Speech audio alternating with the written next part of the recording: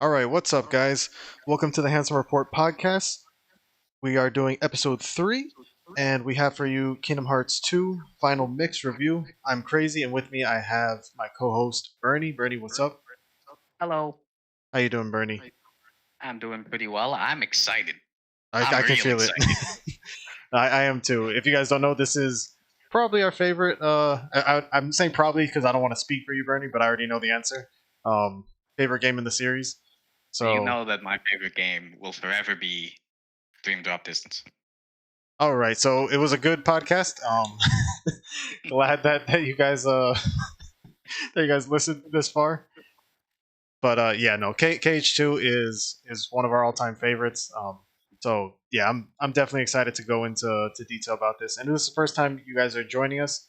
Basically, with these reviews, we just like to go over whether it be video game, movie, TV show, whatever. Uh, just go through it. Things that we enjoyed, things that we didn't like. This one, we're gonna have a lot of things that we do like, I think. So just gonna talk about the story, gameplay, and pretty much anything else that comes to mind with this game. So I guess we'll just jump right into it. So the Wait, story. What's up? something just came to mind. What's up?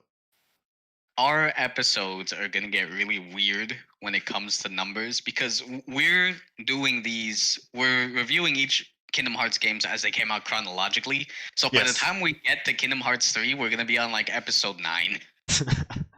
It doesn't matter. That's, With this fan base, they should be used to that because I mean, technically, I could have that's named this so Cage funny. 2.5, right? So like I think we're that will be elementary compared to what Nomura does with 2.8 and 0.2 and 358 over 2 days. Like numbers is nothing new for us, I think. That's true. That's true.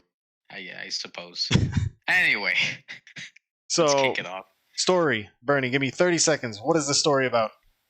Sora wakes up after sleeping for a year like a loser. Then he walks out in his short shorts, finds King Mickey, and King Mickey's like, yo, there's shit happening. And Sora's like, all right, what do I do? Go to Yensid. So he goes to Yensid, and Yensid tells him, look, there's new mechanics now. Oh, cool, I have new clothes. And wait, there's also new enemies. They're called the Organization. Who are they? You'd know if you didn't forget everything while you slept. What? Anyway, go save the world.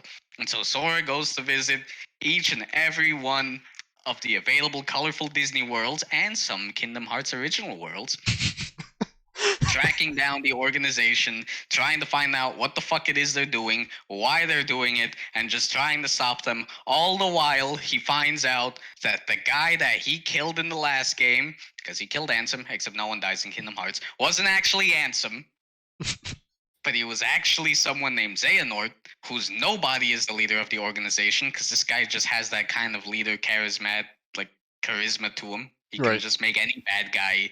He can just make any bad guy organization, you know. Um, and along the way, he meets up with his friend Riku, and Kairi remembers him because Kairi also forgot about him for a solid year. And she shows up.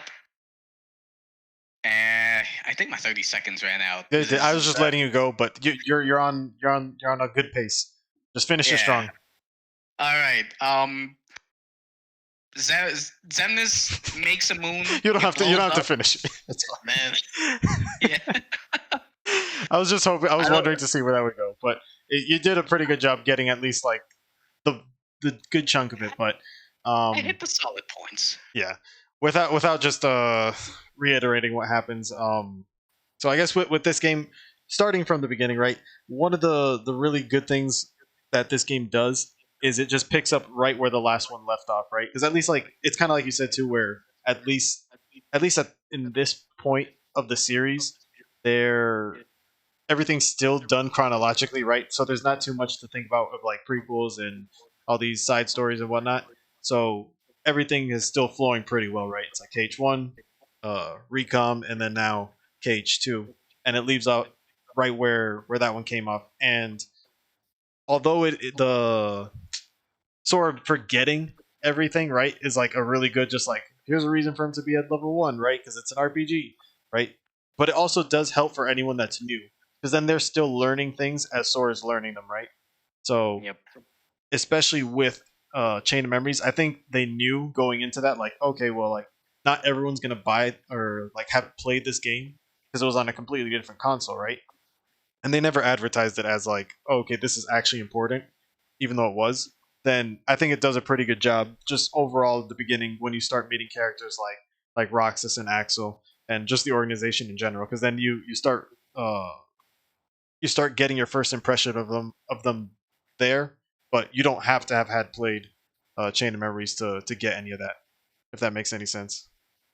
I get what you're saying. It's funny how Kingdom Hearts is the only series that I can think of right now whose side games have just as much weight as their main games when it comes to like lore. Right. And But that's I think that's one of the truly big things that like when I was growing up, right, and I was playing these games for the first time, I made the mistake of a lot of the side games just not getting because I didn't have access to a lot of the consoles, and um, the only one I had was the PS2, so I would just play it when those things came out there, and then whenever you would get something like Days on the DS or anything like that, then I would just learn about it from you. But I was like, oh well, it can't be that important, right? But then it was, especially because then whenever something would happen, then you'd be like, oh yeah, well that's this is why because of whatever that happened in the side game, and then I'd be like, oh well, shit, like they probably should have just made this into into a full game. Like I don't know, you know what I'm saying? Like they should have advertised it as just as important, even though in every single other case it never is. how would you advertise a side game as just as important as a main game? I don't know, like make it a main game, maybe. Like that's just my opinion, but yeah, it's just this weird. They made it. They put the game into like this weird, or the franchise into this weird state of like they want to make these side games to I guess just like prolong the life of the game, I guess, but or like add fluff. But then they added these like really critical game changing events. But I guess just to keep it on Cage 2, right?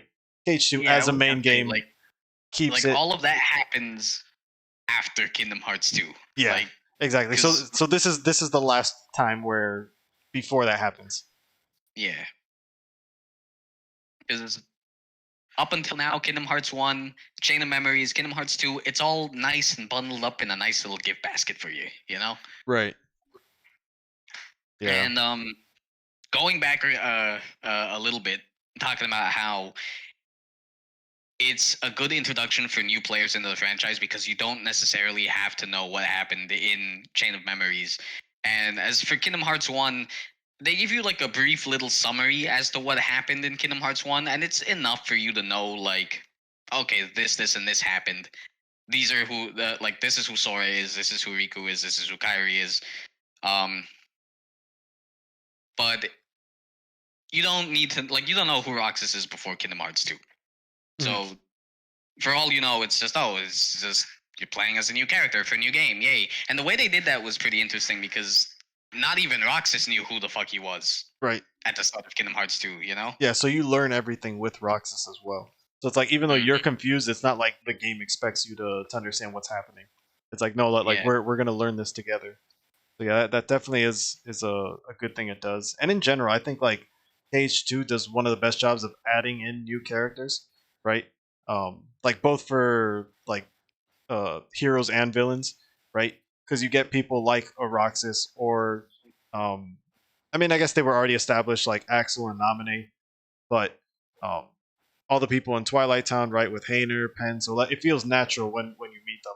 And then with the antagonist, with the whole organization, like that really does expand on on the variety of villains that there are, right? Because at least like the first game, KH1, it was just Ansem and then all the Disney villains, right? Where in this case, it's like okay, no, now we have an entire organization and those same and some new Disney villains and some of the same ones from the first game.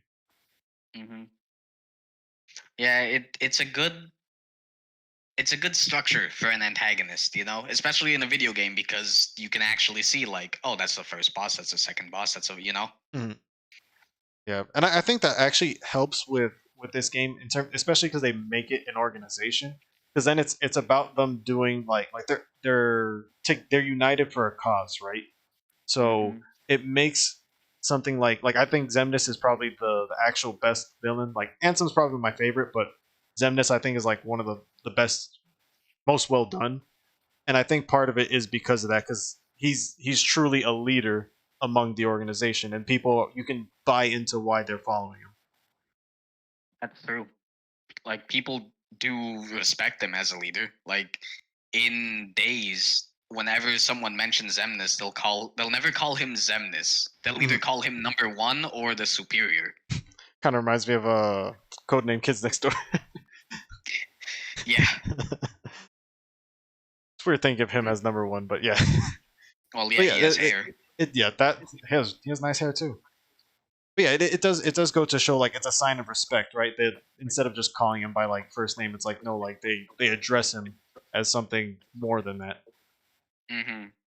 And you do, and he is somebody that you obviously you do uh, feel threatened by, right? In the sense of like what his power is and what he can do when where he's trying to go with his plan. And I think his plan is pretty believable, right? Because the whole thing of in this game they introduce nobodies, right? And nobodies have no hearts, or apparently they don't. But we'll stick with this game.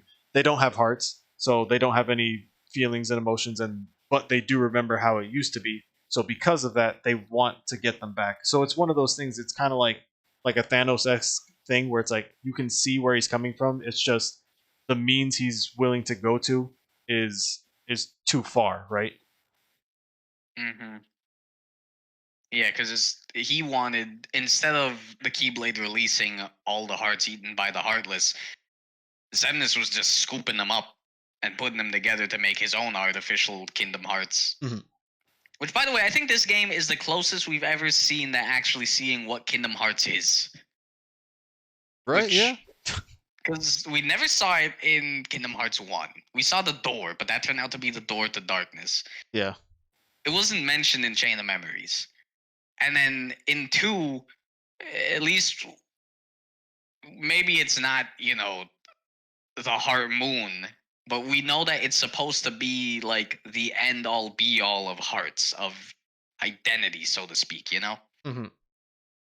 I sometimes feel like Kingdom Hearts is just one of those things that like they want to get to, but they just never will be able to like truly get to it because they get to like different versions of what they think it's supposed to be, right? Because it happens in every one of the main games where they have to go through the door essentially. But yeah, it always is interesting. But I agree with you. I think this is probably like one of the best uh, versions of that. Like when you go through the door and like they even have like the heart that represents Kingdom Hearts. Um, Mm. but yeah, I I think. want to agree with you on the fact that it's something that they're never going to achieve, but I feel like that's more because it kind of suffers from this Kingdom Hearts is whatever the plot needs it to be. You know what I Mhm. mean? Yeah, exactly. Like whatever theme or like lesson they're kind of trying to go for in that game. Yeah. Yeah. Because it's changed, you know? Like at first we thought it was like a door that led somewhere. Then we find out that it's the grand amalgamation of all hearts, the source of all hearts. Then we find out, oh no, Kingdom Hearts is a key that leads to something. So it just keeps changing. Yeah. Yeah. But I feel like at this point it's just like it's one of those things that it's just a myth, right? Like yeah, like and yeah. it's just one of those things that if you just try to obtain it then it's never going to happen, right?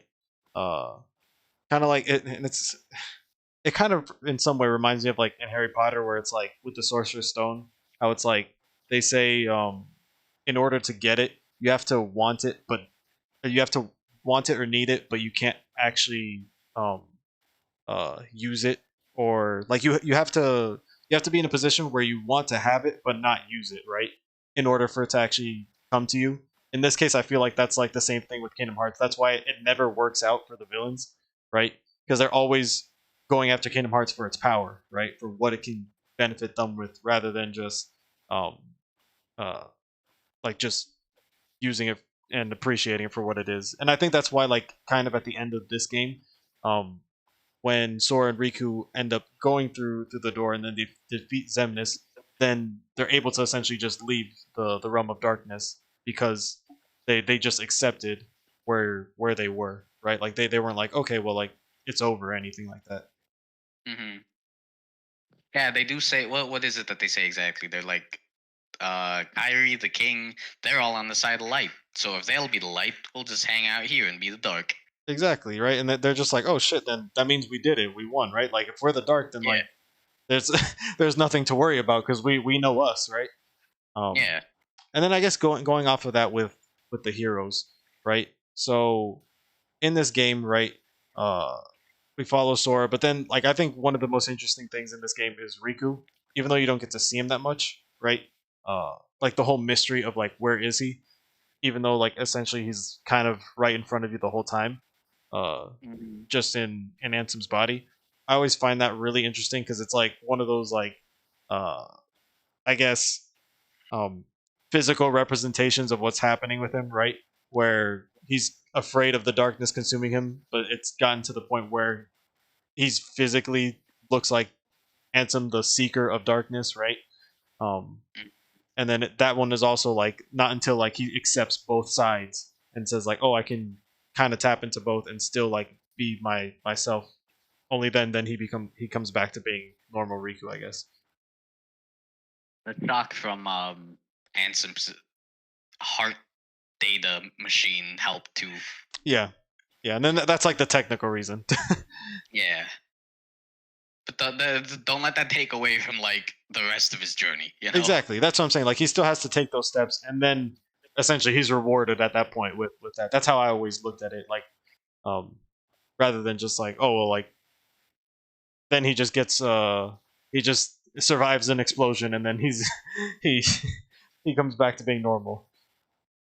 Ansem was the only one that didn't survive that explosion, by the way. I just thought of that. Yeah, it's Well, very selective. wait, but he did survive because he's in Kingdom Hearts 3. Nobody dies. It's just That's true. That's true. No, Shum Yu dies. true, and it happens in this game. Yes, it happens in this game. Rest in peace, Shan Yu. Just Yeah, that guy. Wait, on that topic, how did you like the stories of each world in Kingdom Hearts 2? okay, so I actually really like the way that they do it, like the fact that you get to visit the worlds multiple times, and how, for the most part, the first visits to the worlds are essentially the movies, with a little bit of a cage twist to it, like with the characters, Sora and Donald and Goofy. But then the second visits, I think that's when they do a really good job of balancing out um, the KH storyline, like that being the main point mixed in with these other characters. And I think like I get why they had to do that, like in that structure, because I think it lets like you can do more with the KH story once all the characters that are there are already established as knowing each other, right? Like Hmm. it's kind of just like it's kind of doing like a first movie and a sequel in the same game, right? So it'll be something like you go to Pride Lands and then even though technically they already had met up with Simba and KH1, which I did like they acknowledged in this game. Uh then it's like, okay, well, we're gonna do the whole him defeating Scar moment, right? And we'll put a little bit of a cage twist because he gets turned to by darkness, right? But then on the second visit, it's like, okay, well, now we're gonna do more of like the cage stuff, right? Where it's like dealing with Scar the Heartless, right? And what importance that has. That one doesn't really have as much importance in the story. So maybe not the best example. Probably a better example is something like, I don't know, uh, Beast Castle because that one uses Zaldin from the organization, and then that gets you further with the overall plot because then you're defeating an organization member. But you get the idea. Yeah, yeah. I was gonna say I love how the second time that you come around to each world, it's not Sora getting involved with that world's problems. It's Sora trying to fix whatever the hell the organization is meddling with there. You Hmm. know, it's like you said, like the second visit to every world. except Atlantica, but we won't talk about that. Normally has something to do with an external problem that the Keyblade Master is supposed to fix because that's his job. Right. Like that is the Kingdom Hearts centered story. Yeah. But like the first time that he shows up, it's like, oh, Jafar is back. What do we do? You Mhm. know. Yeah. Whereas the second time, it's like, Sora, things have been weird around here. Like, there's these random like elemental spirit things that are showing up. I don't know what the hell is going on. You know, and then Sora has to track down the what were they called? The big ice and fire Fire and heartlesses Ice that story, but that one's actually not the best example because that's the first visit, and then is it Jafar's the the first second visit? visit. Yeah, that's why I said most, Oh, but that's the exception. never mind. Yeah, But but the rest holds. You know what I mean? yeah, yeah. For the most part, for all of them, it's like that where it's yeah what we explained. Um, Mhm.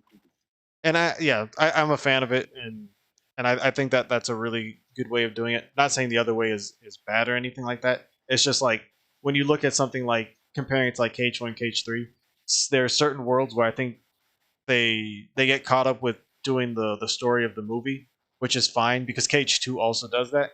But then they don't spend enough time being like, oh well, here's the big picture thing. Like here's at least like the major thing going forward, right? Uh, of why it's important because. Like I said, like you'll remember back to something like Beast Castle, and you'll be like, "Oh no, that was actually significant to like Sora's story specifically."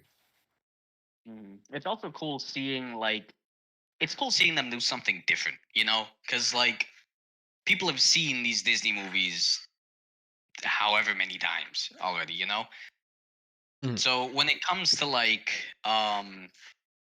uh I'm thinking of Kingdom Hearts 3 right now, how like in when you go to the Monsters Inc. world, everything that's happening there took place after the movie. So that's all new. Like you get to see Boo running around with Mike and Sully and just hanging out, you know? Mhm. But then you have Frozen, which replays the entire movie Yeah, and the songs. yeah. We'll get to that But for KH3, but yeah, yes, yeah.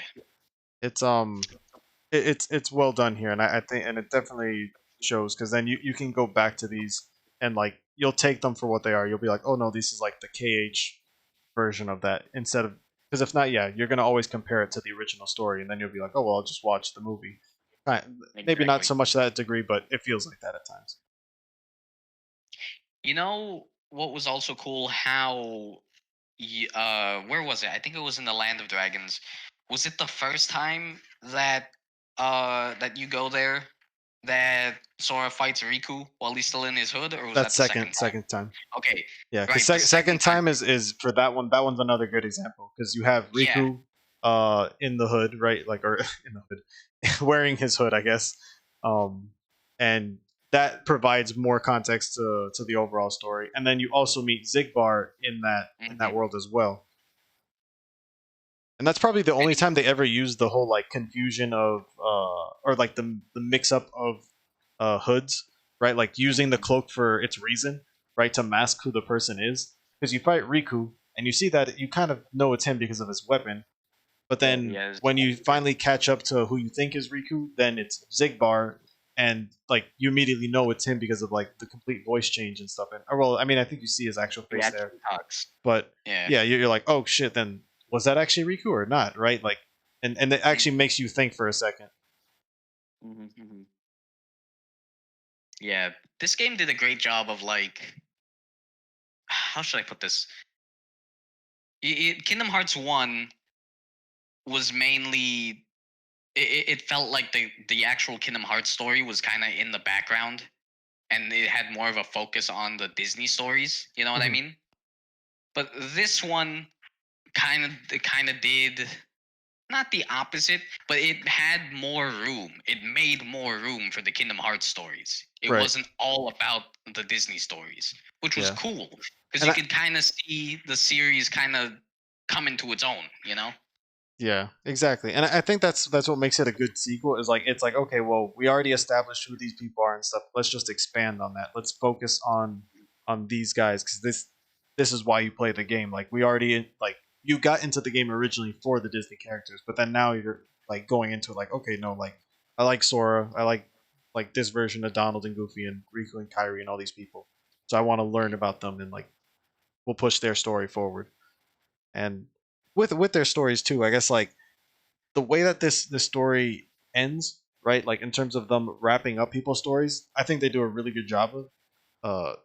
Like namely people like an Axel or Roxas and Naminé, particularly because you could pretty much just like be like, oh, that's it for them, and then I would be completely satisfied with the way that their story ended, right? Because you do get a sense of like, okay, well, like they completed their purpose and they're satisfied with where they were at uh when they basically when they're gone, I guess, because like we said, nobody actually dies, but Mm. um, No, at this point, we still thought people died.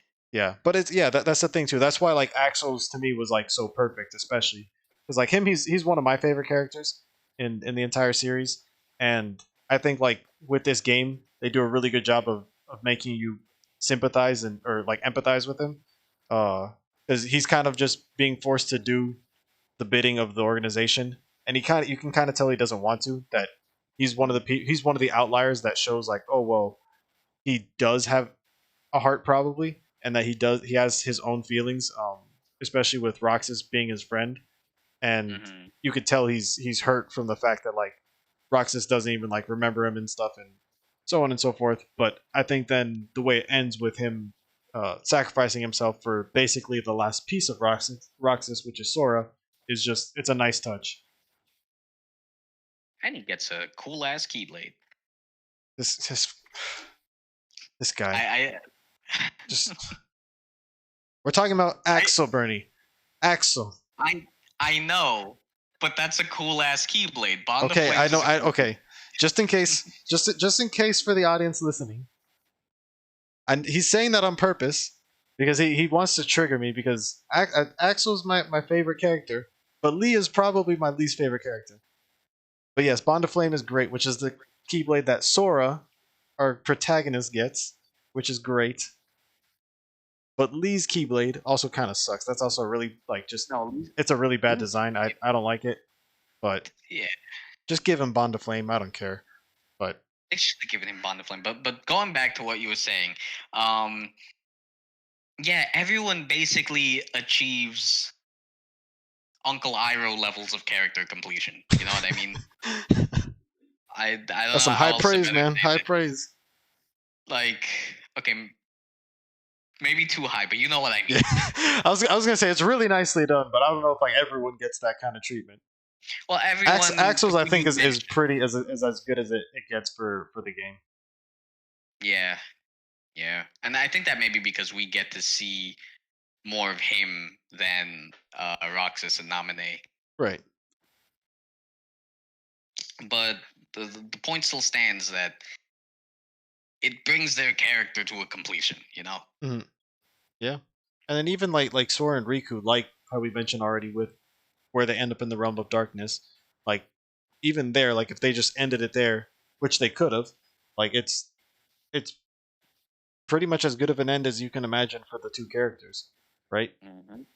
Like they just make it to the end and they accept each other for as they are because they have that nice moment too where they mention about how the one thing they can't imitate of each other is being each other's friends, right? Hmm. So then you're like, oh, okay, well that's nice. Like there's like they kind of accept that rivalry that they've always had, right? As like, okay, well we'll just we'll just bury that, right? Because it's useless. Like there's no point to it. That's true, because in Kingdom Hearts 1, there was always this big, uh, like, whenever Sora mentioned Riku, you could always tell that he was jealous of him Mhm. because Riku always beat him in everything. Yeah. Um, Also, great battle quote in Armored Zemnis 2 when Zemnis calls out Riku and uh, says, "Oh, Riku, are you jealous of Sora?" Great moment. yeah, that was a very great moment. And then he also calls out to Sora and asks if he can really trust Riku. Yeah, yeah, and that's like that's yo Zemnis is pretty insightful because that's like that's like spot on like the like I guess the thing that goes in the back of their mind when they're they're teaming up together, right? Like one of those Mhm. things that they'll never mention to each other, but it's like it's a truth. It's like, well, yeah, like that's something that you have to be watching out for. Yeah, but it does show like by the end of Kingdom Hearts 2, it does show like how much both of them have grown, Mhm. like as people. Right, Like, and you can see that with Riku. You if you didn't play Chain of Memories, and you're gonna and but you only play Kingdom Hearts 2, you're gonna see the culmination of his journey, because a lot of his journey takes place in Chain of Memories. But even with Sora, from the beginning of this game, you can see that he's not like the same plucky kid that he was in Kingdom Hearts 1. right, You know, because in Kingdom Hearts 1, for the most part, he wants to find his friends, but he's also just this amazed kid with like stars in his eyes while he's exploring all these different worlds. Mhm. But in Kingdom Hearts 2, like, he starts going to these worlds to stop the organization. He starts going to these worlds to do the job of the Keyblade Master, which is to keep everything in order. right. No, and that's true because yeah, when you look at KH1, he's just going to find his friends, right? Like that's his motivation, and Mm-hmm. it definitely shows because there's even like, and I think we mentioned this in the other podcast for KH1, um, which definitely watch that. That should be on this playlist if you're watching on YouTube. Basically, there's moments too where he has in that game where I think Leon is the one who goes up to him and is like, "Hey, like if you can save our world, right? Like hint hint, Hollow Bastion," and then Sora's just kind of like, like I guess, like if like if I get the chance to, sure, but like I don't like you could tell he's just like I don't really care. Like I just want to go find Riku and Kairi and go back to sailing on boats. Whereas, Yeah. yeah, whereas with this one, he's like, no, like I need to like help people. I need to actually stop the organization because they're up to no good. They're over there twiddling their evil people mustaches. Yeah, and I guess going from that to I guess going back to the worlds, um one of the things that I know uh that we wrote down about this was the the aesthetics of the worlds, right? Um how this game like it really does like I think this one has the most worlds in general. Like if you were to count them all up, I'm uh, pretty sure it does. but it definitely does show that they took a big. They normally try to, but this one they really did a great job of picking out worlds that all felt very different from each other. Even though my critique with this game, and we'll get into gameplay with that, is um, that the worlds are kind of just linear, and there's not really as much exploration or like as cool exploration as Cage One, but you Mhm. definitely feel like oh, okay, this is a completely new area that I'm in. This is something that I like. Like I want to see more of this, right?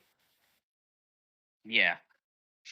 One of the things that I loved about this game was, and this is a small thing in the grand scheme of changes that they made from Kingdom Hearts 1 to Kingdom Hearts 2, the design of the command menu and how that changed from world to world. Yes, that's a nice That touch.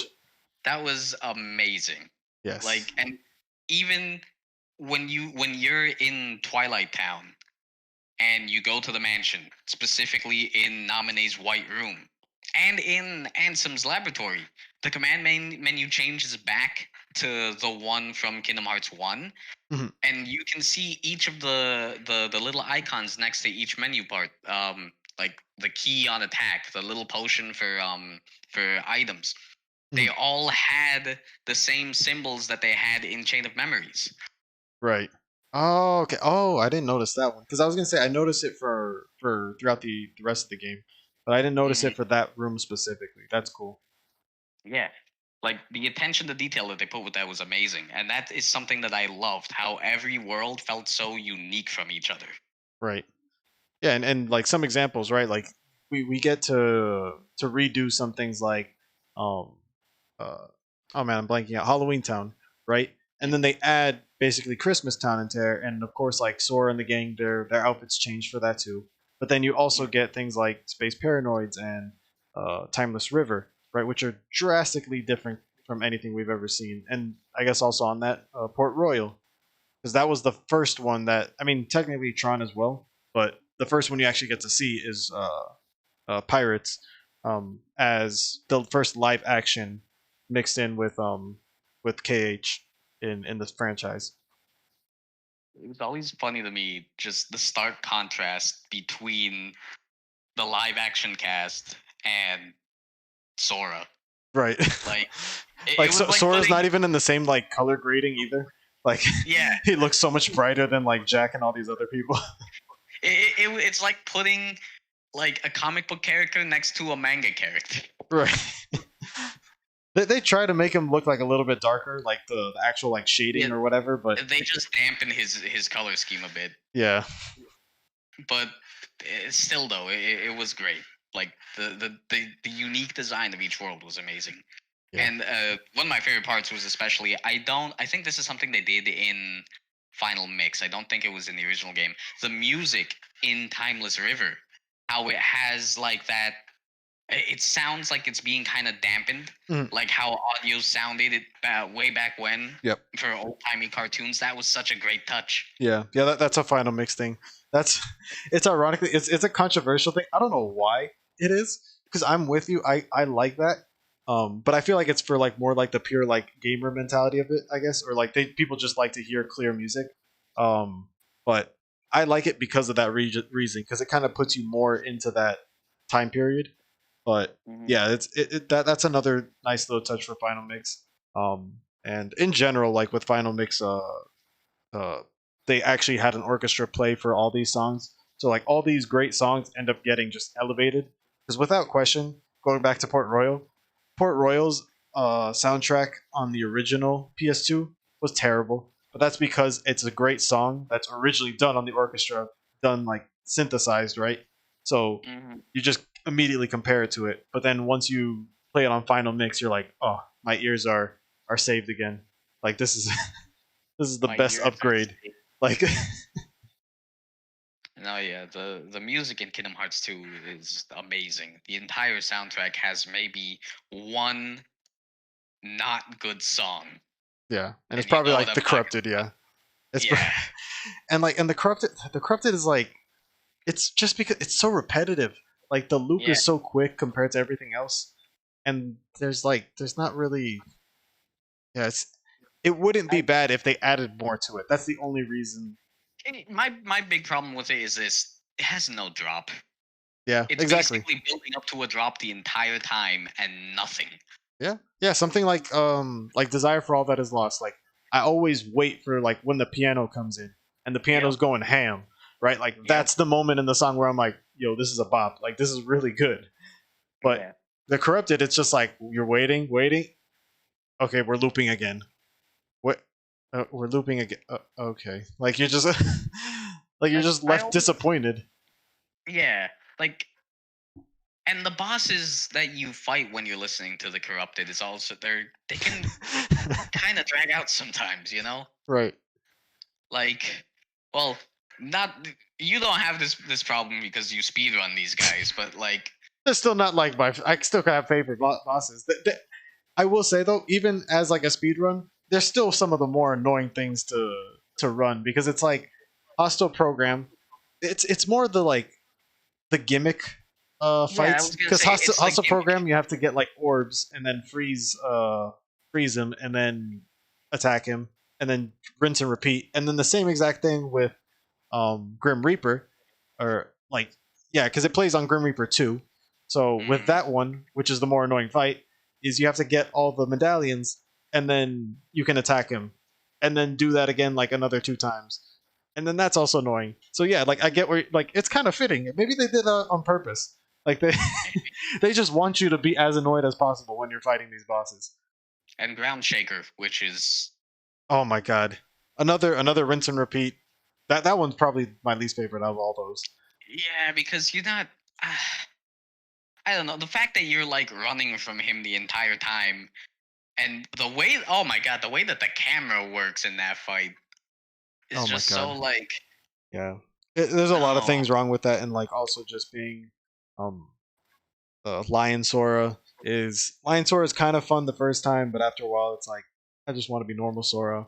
Same thing with Yeah, Carpet Sora, in Agrabah 2.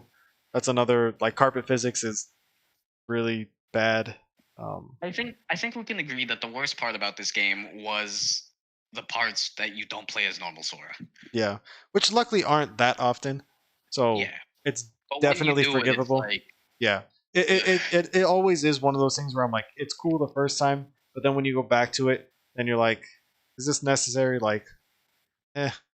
Like obviously for something like Lion Tour, it is necessary, um, but luckily they make that world optional in general. So there you go. You don't have to do it. You know what I just remembered in the old Kingdom Hearts 2 guidebook, which I still have it. I'm looking at it The right now. Brady Games Guide. Yes. Remember how it had different pages for all of Sora's forms, Right. all of his drive forms, and it also included the lion form. And did it include the dice form and the card form too? It probably did. Oh god, that was great. That was that was fantastic. So I guess we're already in full fledged gameplay. So Yes, now that you keep rocking mentioned with that. forms, right? Drive forms are introduced in this game, which are amazing. Mm-hmm. And in general with this game, like I think like the addition of drive forms is good. The lore aspect of it also like it matches up at least in this game, right? Where you're like, okay, like he has the two keyblades because of Roxas, right? So you're definitely like all on board with that. And I like the fact that each one it gives you more like the way the rest of this game does is with all the tools you have, every different option you have has a different use, right? So you look at something like Valor Form where you're like, oh, I just want to put out damage, right? Or Wisdom where you're like, I want to put out magic damage and use more of those spells and have enhanced spells, and so on and so forth. Like you can look at the situation you're in and be like, how can I best approach this, and then use a form based off of that. Mm-hmm. And then I also love how final form and anti form were like these hidden little things that you would just surprise you the first time you found That them. too, yeah. And anti form is it's a cool thing that like it what I like about that too is that it goes back to immediately to KH1, right? When you fight Anti Sora, right? And then you're like, oh, okay, Anti Form is a real thing. So it's like a lore thing that they added. But then also gameplay wise, it's it's a really high risk, high reward thing because you can put out a lot of damage with Anti Form, but you can't use pretty much anything. Like you can't use items, you can't use reaction commands, um, like nothing like that. And you're forced to stay in Anti Form because Mhm. Anti-form is really just supposed to be a punishment, right? That's another hidden thing in the game that, yeah, like it essentially, if without like getting into the details, if you use forms too much, then anti-form is going to pop up at some point, and that's just basically the game telling you like, hey, like you're abusing this too much. Find some other means of beating this boss, or at least like balance or balancing it out. Mm-hmm. But then sometimes you're rewarded with final form. Yeah, exactly. And that's another one of those things too that they throw in there that's great. Also, there's incentive um to level up all these forms, right? Because each one of those gives you growth abilities, which are pretty useful in combat, right? From high jump, quick run, aerial dodge, and then glide is the last one. So it kind of I also also, does force you to use each form more often than you might normally have. hmm Say I for like also love. wisdom form, because I didn't use that a lot when I was originally playing the game. How did you level up wisdom form? Heartless kills. Okay. Yeah, it was Heartless Kills. I remember now. I'm trying to remember like where I grinded for to level up all of these forms. Right. And if I recall correctly, Valor Form was how many times you hit something. Yes. Wisdom was And Heartless Kills. yeah. I remember grinding that in the first area of the world that never was, which is my favorite world of all time. Um, I just had to throw that in there. Master Form was Drive Form, or like the Drive Orbs, and Yes. I think you told me about the how you do that. Was it in Timeless River or was it Well, in? yeah. If Timeless River you can do, you can get a lot there. Fastest way to do it technically is Jensen's Tower. Towards the end of the game, then the nobodies with the cards. I forget what they're called. Basically, the Luxord nobodies. If you play Ah, the their game Pebbles. and you have um the drive orb converter on, then you can essentially get that to like level 7 in like minutes. Like Mhm. it's super quick to do. Um, And final form was killing nobodies. yes, That was cool too. I love how each of them leveled up in different ways. yeah, it gives a unique experience for each one, and like you strategize for each one. Um, Yeah. so like yeah, I think the game in general does a great job of that of giving you a multitude of tools to use, and you can just go with each one as you want, right? Like you can play the like technically you can do that with any game, but this game I think does a really good job of giving you options where they say, "Hey, here's summons. Use them as you wish. Each summon does its own thing. Use forms, use limits, right? But at the same time, they're going to give you restrictions for each of those, right? It's like you have to pay a cost in order to get the reward, right? So it's not like, oh, I can just go into summon and then immediately go into drive form and then go into a limit or something like that, right? It's like, well, you have to meet all the conditions. So your drive gauge isn't just for drive forms, it's for summons as well. So you have to make sure you have enough of that, right? Same thing with the limits, you have to make sure you have enough MP or just any MP to use them because it's going to cost you all of it because it's something that gives you invincibility, so it has to be an ultimate price kind of thing, right? Mhm. Yeah, there has to be a cost to it. You can't just pop the superstar in Mario whenever you want. Exactly. And not to hit Cage 3 too much in this one, but like that game is a culprit of basically just giving you things at random when you may or may not have earned them, right? And it's just free damage at that point, which that's one of those things where I'm like, I'm not a fan of. Uh, but in this game, it definitely gives you a fair way of putting out that kind of damage. For all of you wonderful people listening, if you haven't figured it out by now, we enjoy Kingdom Hearts 2 a lot more than Kingdom Hearts 3. Well, when we get to that review, we'll get to it. But whatever, Yeah, we'll in get like to it. 3 months. Yeah, but okay, it's just mostly Cage 2 is just our favorite, right? So Yeah, and there's a lot of with bias anything there. within the same franchise, you're gonna end up drawing comparisons to. Um, yeah, And since you mentioned summons, I remember the first few times I beat the game, I actually never knew that summons had hidden mechanics. yeah. I didn't know until I actually started speedrunning. It's summons are actually really good because the problem is the game doesn't tell you anything, right? Like the game just says here's a summon. So when you use the summon, most people are not patient. They immediately see the summon has a limit, right? So then they'll be like, Mhm. okay, well, I'll just use his limit, and if his limit benefits me, then I'll use him again.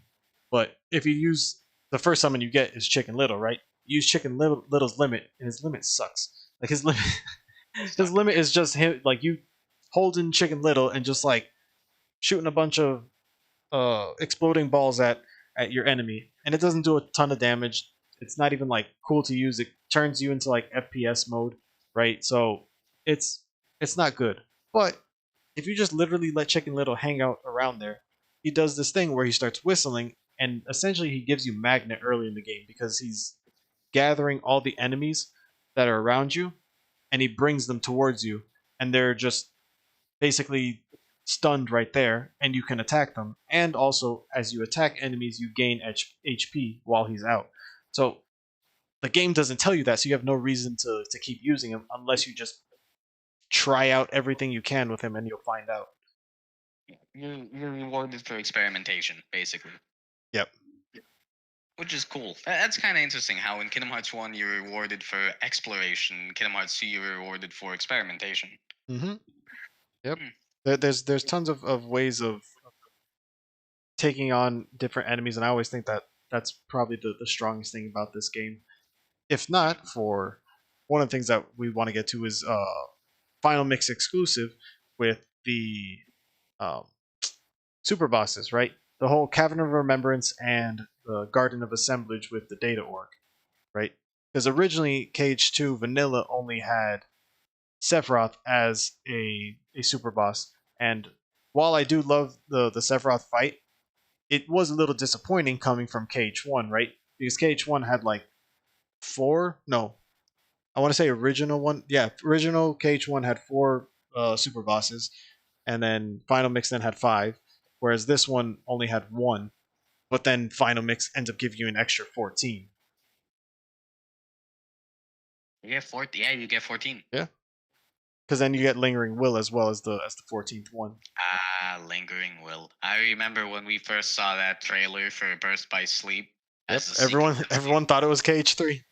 I thought I wanted it to be Kingdom Hearts 3. I had no reason That not to think it was. that armor was badass. Yeah.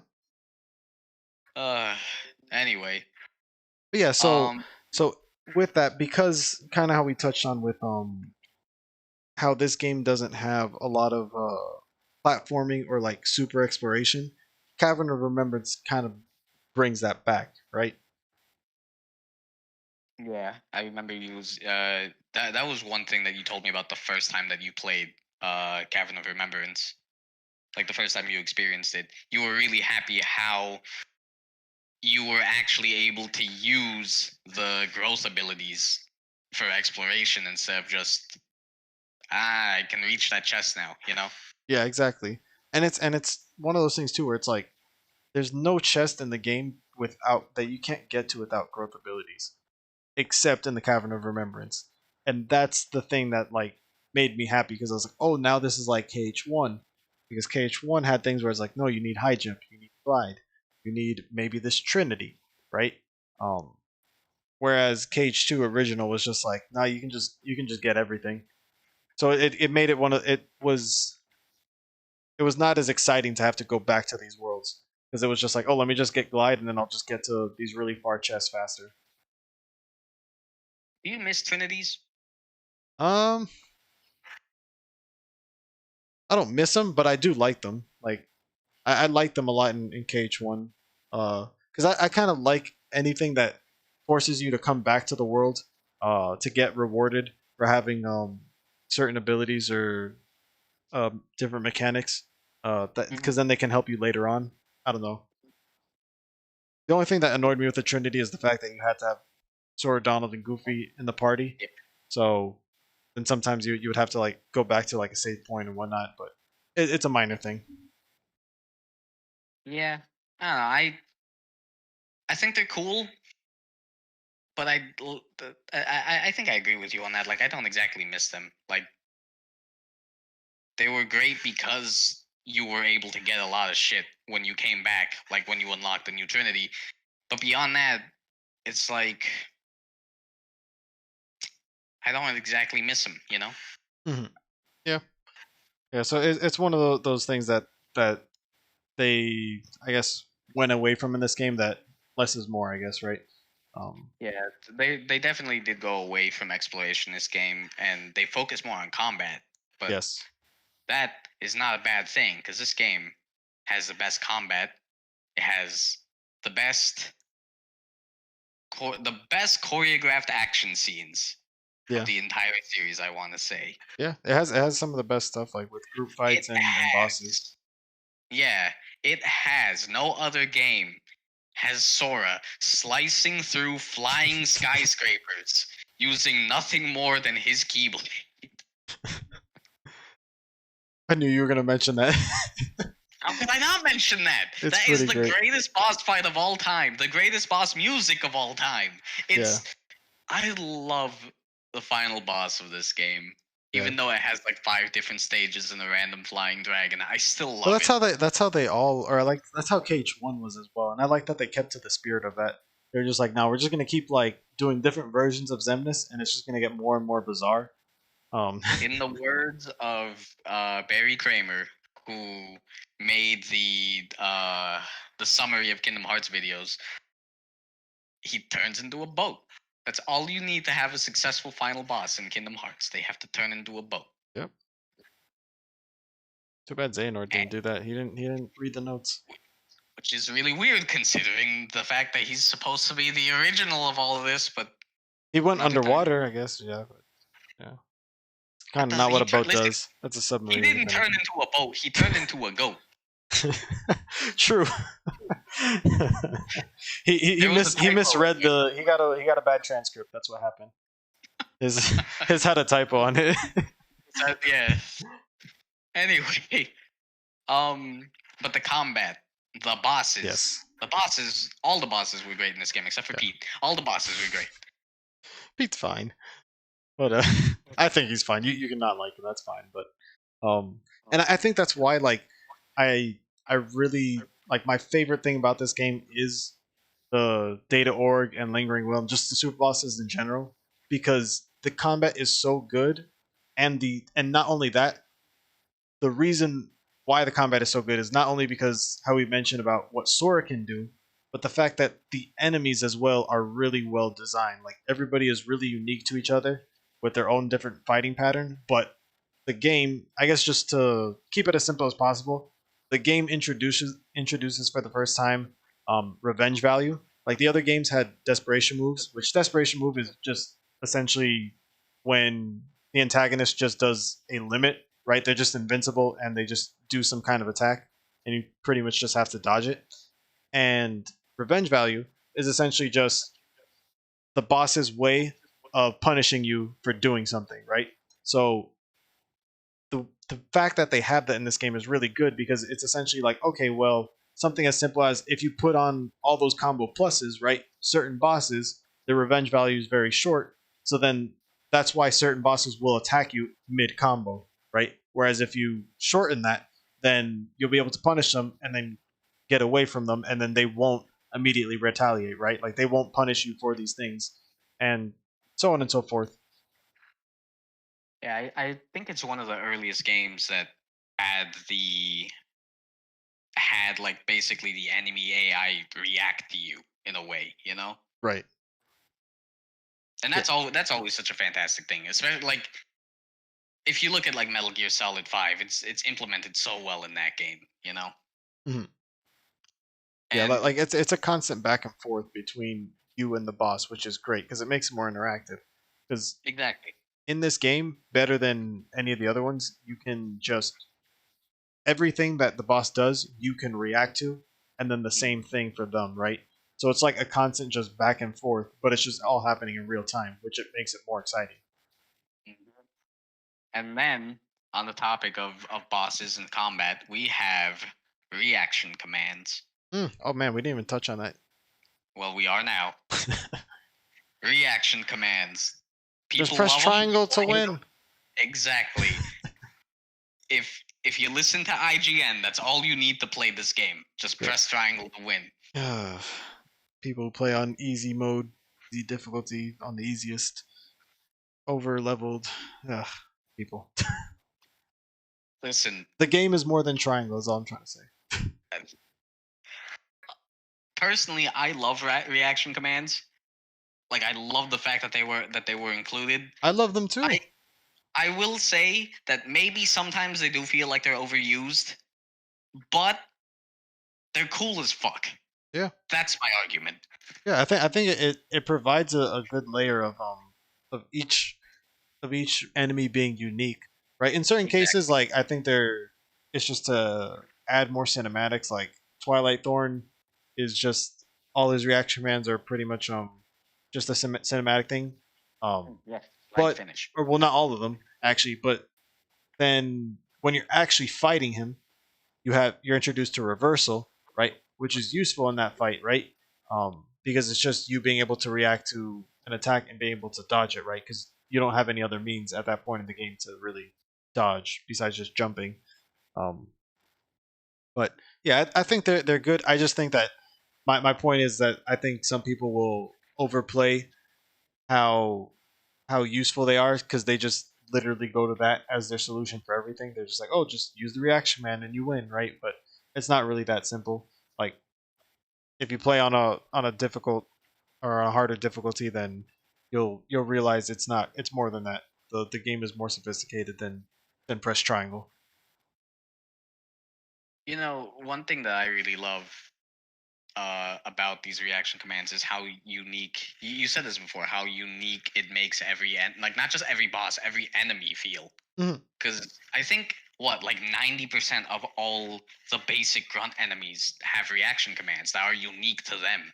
Yeah, yeah, and it makes them memorable, and you're like, okay, well, let me try to. In a lot of cases, it's like, oh well, let me try to activate that to my benefit, right? So something like a large body, right? Large body has two different reaction commands. They have the first one, which you can definitely trigger, which is if you do a finisher on him, he ends up being launched up in the air a little bit. When that happens, reaction command comes up, and you can smack him again and punish him for more damage, right? And the other one is when he's basically at low HP, then he'll start kind of going berserk, and he'll start sliding towards you, and you can do another reaction command to protect yourself, right? So it's one of those things where I'm like, oh well, like you remember those specific images of fighting those enemies, right? Like, okay, this is how I have to react to this, or how I need to get to this reaction command. That way, I can deal with them easily. Yeah, all of the enemies were so unique in this game. I love the enemies in this game. Mhm. I love how going back a little bit to the aesthetic of each world. I This game did a great job of having unique enemies for every world. Yeah, And again, like going off of that, they all had their own unique reaction commands. I want to play this game again. you got the five I different have versions to. you can choose from. So It's just like Skyrim. just Oh play it Lord, on the PS2, on the PS3, on the Lordy, PS4, or on Lordy. the Xbox, or on emulator if you want. So there's That's that. true. That is true. You made a good point though. I think a lot of them were just to make the fights more cinematic. Mhm. But again, it's cool as fuck. Yeah. No, I think it adds another layer to it, and it's It yeah. adds I flair. could go on with how it's pretty useful to use to your own advantage, right? Like I guess another example is like the bats. Um, when you Ah, their man. reaction command is what's called bat cry, which is basically Mm, you grab the bat and you start smacking him against other enemies, right? Which is awesome, but that one you can also trigger yourself. All you have to do is just hit them once, right? And then going back to the revenge value thing, right? Because you didn't hit their revenge value, then that's their reaction to you. So then once that mm. happens, you take advantage of that, use the reaction command, and then you punish all the other enemies around you, which is super beneficial, right? Because especially when you initially fight these enemies, like in something like Hades Escape, it can help you out a lot when Sora doesn't have a lot of abilities, right? So it's just about like outthinking the the AI that you're facing, or and like using like forcing them to do something and then punishing them for it. Basically, you gotta play mind games with the officer. Yeah, this. That, Yeah, that's a For Honor reference. yeah. Oh man. So yeah, I Jesus. think. Do you have anything else for gameplay? I think we pretty much got everything. The only other thing I can think of is that is my favorite gummy ship missions Hmm. of the entire series. So why is that? It feels more actiony. Like it just feels more fast paced. And how should I put this? I'm gonna keep throwing this word out until it's fucking until it's overused, which I probably have overused already. Each mission, each gummy ship mission in this game is unique unto itself. Like I could see any mission, I could tell you, oh, that's the one right in front of Atlantica. That's the one going to Agrabah. That's the one going to Halloween Town. Mhm. And the enemies that you fight, for most of the time you're fighting the basic little nobody ships. But every now and then there's the giant ghost pirate ship in front of Pirates of the Caribbean. There's the what was that thing called? The giant uh steamroller thing that's chasing you in front of Agrabah Halloween Town. and Halloween Town, yeah. Um and then there's the final gummy mission that taking you into the world that never was, which was amazing, Mhm. where you're fighting the giant ass dreadnought that might as well be the Death Star. Honestly, it all boils down to the fact that they're just so much cooler than the Kingdom Hearts 1 gummy missions, which is not a high bar to pass, but you know what I mean. Yeah, I was gonna say it's not really saying a lot when you put it like that, but Yeah, but you get where I'm coming from, yeah, though. it's definitely an upgrade from. from the previous gummy mission. Which yeah, like we said, it's not really much. For me, I like the Cage 2 gummies. For me, the only thing I don't really like about them is just it still kind of in a sense feels like the Cage 1 gummies, where it's like you have very limited control over what you're doing. You're still just kind of going in a straight line, but the camera just turns around, and then you just kind of like scroll from side to side. But that's why I like the Cage 3 ones. Um, but that's just because I like the feeling of flying in a ship and being able to like go in essentially any direction I want to. Mm-hmm. But yeah. So let me see. What do we have here for? So I think that's everything for gameplay. Now Mm-hmm. for any other miscellaneous things. What do we have written here? We have shut the fuck Well, up, Pence. Um, that's the meme that we made. Oh, speaking of memes, oh, good old this is Pence. the game where we came up with Hansem. Mm. You came up with Hansem specifically. Oh yeah, that's true. Yes. So But we're backing up a little bit. yeah. So the whole. I mean, it's just a stupid joke, but it's just It basically is a like stupid joke, but it's great. it led to the name of this channel. So basically, I don't even remember how I came up with it, or whatever, but it was essentially I don't like know how you came up with it it was kind of like the same idea of like in this game where Goofy's like, oh, like barley, right? Like instead of parlay, like I kind of did that, but instead with Ansem, it's like because one time Bernie was like, he's like with Ansem, and I was like, Ansem, don't you mean handsome, right? This all came from the one point in the story, which it's one of the weirder parts of this game's story, where they find a picture of who Sora thinks is Ansem, and he Yes. points out, "Oh, look, it's Ansem. He's the guy we defeated last time." And Mickey goes, "Oh, that guy wasn't Ansem. He just went around telling everyone that he was Ansem." Yep. And from there, Classic. yep, and from there we abridged, or you abridged it into, "That wasn't Ansem.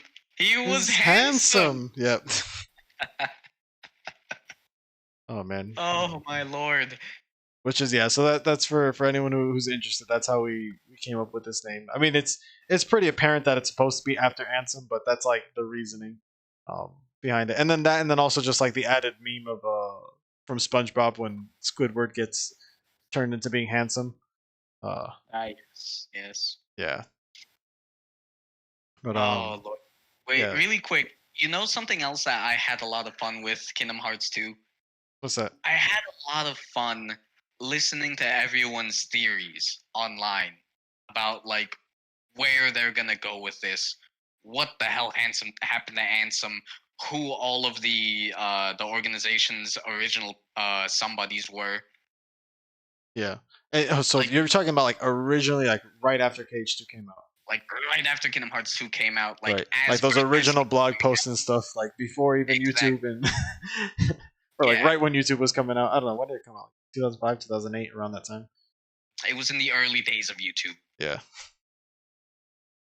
And I just loved listening to what everyone thought was going to happen, especially after we got the trailer for Birth by Sleep, Mm, which we all thought was going to be Kingdom Hearts 3.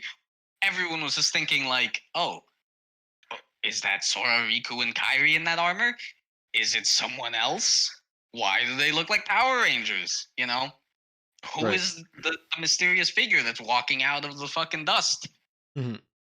Why is he dressed like Ansem? Everyone just I wants to will be Ansem or whatever version of Ansem that is. exactly. And I'll never forget seeing like old pictures back when artwork was first released for Birth by Sleep, where we first saw the main protagonist. Mhm. Um, I remember it took me a solid week to figure out their names because no one had translated it yet. Right. Um, but I remember seeing one picture where someone went on like MS Paint, took the picture of Terra and just drew like the two little teardrops under his eyes and made his hair red and spiky, and they were like, ah, Yeah. Same ah, guy. No. yeah, That reminds me. Now that like you're saying about the what's it called about Ansem wearing the same thing as Xehanort. mm, Why? Right? Like because they made that decision in this game because that's the first time they show Xehanort is in that secret ending. Hmm. Why would after in this game they say Ansem is trying to imitate the original Ansem, right? Ansem Seeker Darkness is trying to be Diz, right? Hmm. Then wouldn't he want to dress like Diz I or know, like right? Ansem, like not like Xehanort? Well, Like what was Xehanort well, then saying that he was Ansem as well? Like is everyone Squidward? Is that there's what's one thing you happening? gotta remember. The only time that we see Ansem out of his Diz clothes, because his Diz clothes were supposed to be him in disguise. The only time we see him out of his those robes are He's in like that in a lab coat, right? he's in a lab coat, right? The same lab coat that is the uniform for all of his apprentices except his guards. Um, but his only distinguishing feature is his scarf. So you'd think that if he was trying to imitate Ansem, he'd just go around with a scarf. That would be But really no, funny if that KH1 would have been had Ansem with a lab coat and a someone did. scarf. Someone needs to make a mod of that. Um, but uh, you're right though. Like you can tell that they basically worked on Xehanort based off of Ansem. You know what I mean? Yeah, yeah, yeah. I think that's like one of the first uh, glimpses, or like I guess like just moments where you're like, okay, they're kind of working backwards here a little bit. Yeah. Which it's fine, Yeah, but uh, when we stop and think y- about it, doesn't make any sense. and that's why. Listen, the key thing to Kingdom Hearts is don't not even don't think about it too hard. Just don't think about it.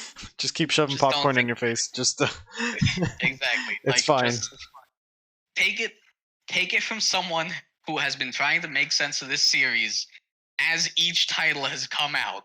Right. Just don't think about it. Oh Just man. let it happen. Speaking of theories, you had a theory of your own from this game, didn't Oh you? man. Okay, so hear me out on this. Hear me out. Okay. I don't know if So I want to.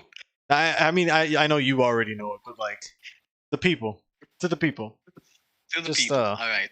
For the people, by the people. especially for anyone who's played Final Fantasy, this is probably really gonna um I think irritate them. I guess I don't know. if we got any new viewers today, I think you're gonna lose them right now. Go on. My theory, which it didn't come true, but I'm still hoping that they come out with like some DLC or something. Basically, is that in in this game we're introduced to Auron, right, which is one of the new Final Fantasy members of the KH world, right? Like, which is you meet him in Olympus Coliseum, right? And Hades brings him back from the dead. Um, he's super badass. He's like one of those types of people, right? He Doesn't only has really, one arm. yeah, only got one arm. Doesn't care about other people's opinions, but he still kicks ass. Now, Auron, I want to say, is the same person as Oh my god. Zack from another Final Fantasy game because Zack is also in Olympus Coliseum in Birth by Sleep in a prequel that happened 10 years before, right? Ages probably don't match too much because, I mean, Orin looks like he's probably like at best late 30s or something, or maybe like mid 30s, or I don't know. He doesn't look like he's in his 20s, whereas like Zack looks like he's like in his teens.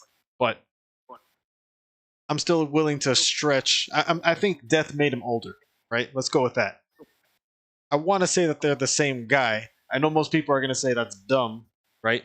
But the reason why I want that to be the case is because I wanted at least for in KH3 for them to meet Orin again in Olympus, and more specifically for Aqua to meet Orin, right? And then the whole charade would then like just be cut right there, right? Basically, because then he would be like, "Oh shit! Like I left being Zack because I got rejected by you. So like I stopped being this like really nice guy and I just turned into this hard ass and like just committed my entire self to just being really baller, and I Like became Orin." his arm is suddenly unbroken. Yeah. Like Well, maybe not like starts that, doing but like just the whole like yeah, he starts doing what was it that he did? He's like doing like jumping jacks or squats. whatever or squats. My god. Anyway, It's here very much a fan theory, I'm gonna or I'm fan gonna fiction, leave. I should say, because it's not even really a theory. It's just what I wish would I'm have gonna happened. give you some evidence to back you up on this. All right. So how many years was Birth by Sleep before Kingdom Hearts 1? 10 years, right? 10 years. Okay. Orin, which Final Fantasy is he from? That's a good question. He's from Final Fantasy X. Thank you, Google. Okay, so 10 and 10. There's a correlation right there, right? We're putting on the tinfoil hats, baby. What of all video games in existence, I think Kingdom Hearts 3 is one of the most anticipated. Right? So that's 3. Right. But it didn't happen for a while, so we have to get rid of that 3. So what's 10 minus 3? 7. What Final Fantasy is Zack from? He's not from 7, is he? No, He's from not. 7. Is he really? Yes. I haven't met him yet in the remake, then I guess. But. And there's your evidence. Well, there you go. Easy. See, I did it. I did it. I just gotta send it to Nomura. He'll put in a quick patch for KH3. Patch. No, he'll just make another side game that is canon. All right, I'll buy that. I'll buy it. He'll make it for the Nintendo Switch. The one console that doesn't have holy shit, is that the one console that doesn't have? No, the PS Vita also doesn't have a Kingdom Hearts. But who plays is shit still being made for the PS Vita? I hope not. That's a lost cause if, on Sony's end. That's what they're doing. While, yeah. Anyway. So I think that's actually probably a good place to wrap it up. Yeah, before we lose our minds even more. So, if you made it this far, thank you for watching. Well, we really do appreciate it, and check us out. Yes, check us out on YouTube if you're watching here, on Twitch. We have a playlist of all our other reviews. So far, we've already done KH1 and Recom, so we're just keep going through the series in release date order, not chronological. Chronological release date, baby. Yes, that's not confusing. So, we'll be making some of those videos in the future. If you want to catch us live, watch it on Twitch. If you want to see when we go live, follow us on Twitter.